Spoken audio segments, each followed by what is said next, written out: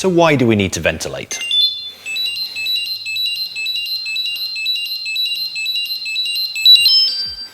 If during our initial gas checks we identify the presence of harmful gases, then we need to remove those from our space.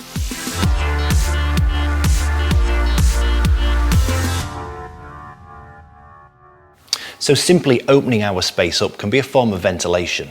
Any gases lighter than air will naturally vent from the space. This may require a secondary vent opening to create that airflow, and it can potentially be a slow process, especially if the gas is only slightly lighter than air. And for gases that are similar or heavier in density, it may be almost impossible. So if natural ventilation or airflow isn't clearing our hazardous gases, we need to look at a mechanical aid, either in the form of forced air ventilation or extraction, blowing air in to displace the hazardous gases or drawing them out through a vacuum.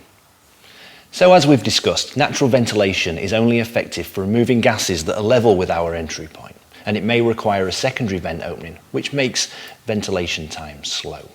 Advantages, however, are that we're not drawing in contaminants from somewhere else, we don't have extra equipment required, and we're not impeding on our entry and exit points with pipework and ducting.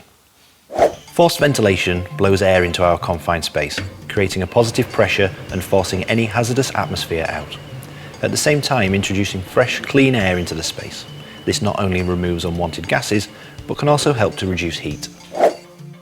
By forcing air into the space, there's the risk that we can disturb debris and dust on the floor, and we must ensure that the air we're dragging in is clean, so sighting of the equipment is extremely important. Exhaust ventilation creates a negative pressure in the space by vacuuming out hazardous atmospheres. It is ideal for removing heavy gases and accurately targeting specific pockets of gas.